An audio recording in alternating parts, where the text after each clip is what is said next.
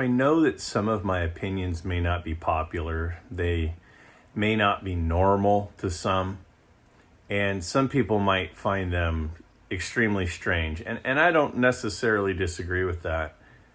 And this is probably going to fall into one of them, but I really hope that you hear me out on this video. Is it possible that cards that are extremely worn and old, the ones that are like really, really weathered, are actually better than some of the ones in nicer condition? How could I say that? Well, that's what I want to take a look at. I want to take a look at that with you, and just bear with me. Give me a minute. Be patient and hear my argument as to why I think the character of an older, beat-up card might be cooler than a pristine one. Let me know what you think. So we got PSA, right? We've got all these grading companies. We've got PSA. They're doing pins now. You get awards because you have a set registry and you met some standard. And why are they doing that? Because they want you to grade the cards. They want you to care about the condition of the cards. You got CSG, right? CSG has a grade school. You can watch videos online to figure out how to determine what grade your card is. And as they're looking at under high-powered magnification at your cards, because it's so important, the specifics of the grade for the grading. You've got SGC here, and they've got this reel going at the bottom of all these high-end cards that they've graded over the years. You got that 9.5 Mantle that's been in the news recently. You have all these cards, and it's all about the condition. It's all about the high grade. It's all about all of that stuff, except the Honus Wagner.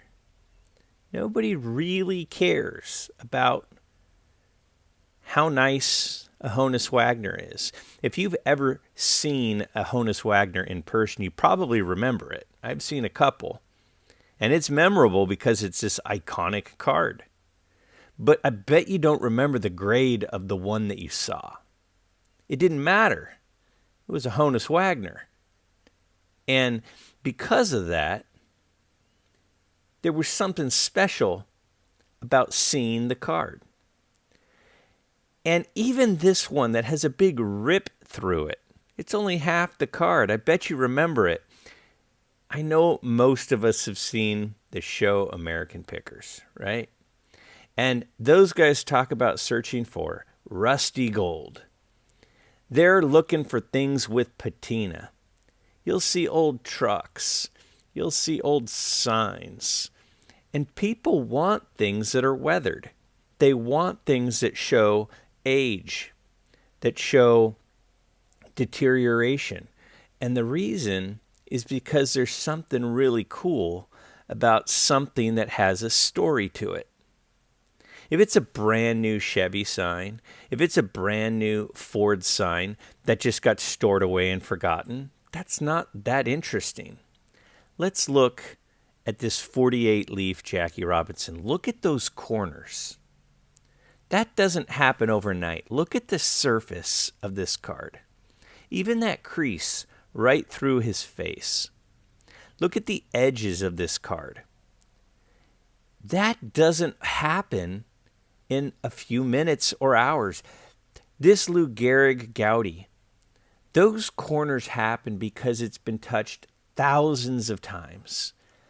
There is a story to this Ty Cobb T206 card. Look at how many times it has to have been touched to start to wear the surface through. To have edges like this, and coloring like this, and corners like this. These cards aren't immaculate, but these cards were once immaculate. They got cut from the same sheet of the nicest one that's out there. This Babe Ruth Goudy card is been seen by so many people and been in so many hands. How is that different than the patina on the old Coke sign that people want. I go to the store and you see they have things they're trying to make look old. They're trying to make them look patinaed because the character and the story that it brings to your mind and you think about when you look at those cards that are on our screen or those items in the store. It's a curiosity. What did this card see? Who's seen it? How did it get here? Who owned it? How did it end up in this case? You've got this Bob Cousy card, and that top right-hand corner is trashed. But isn't that evidence of its love that it's had? So for me, whether it's a Jim Brown rookie or a Lou Gehrig Gowdy or a Babe Ruth or a Cy Young card or a Ty Cobb card, and even one of my favorite cards of all time, this Willie Mays 51 Bowman rookie. I mean, the coloring has worn off because so many people have touched the face of this card. This 51 mantle, it's losing the color because it was loved. I don't know. There's something about that to me you can't recreate. I'd love to have a Ted Williams play ball. And I don't think I care what the grade is. If I someday have a Hank Aaron rookie card, a 54 Topps Hank Aaron, I don't think I'm going to say, want to see my Hank Aaron rookie card? And someone's going to say, well, it depends. What grade is it? Oh, it's only a PSA 1. No, not interested. That sounds lame. This Ernie Banks has seen so many hands, so many eyes have seen this card. Doesn't matter that it's a 1. It's still an Ernie Banks rookie. This is still a Roberto Clemente rookie, an iconic figure, an iconic player, an iconic card. I think these cards are awesome. So what do you think? Am I crazy? Am I crazy to think that a card with a story, with a history, that's had so many hands touch it and see it and look at it, this prized possession that has proof and evidence of how much it was loved and appreciated, is not as cool of an item as the one that was lost in a book or in a shoebox for years and years and years and then magically found 70 years later? I don't know. Tell me what you think.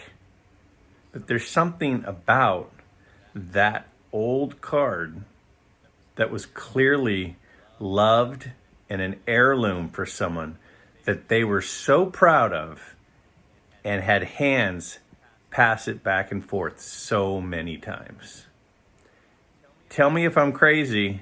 Tell me if you agree. But tell me what you think. I really want to know.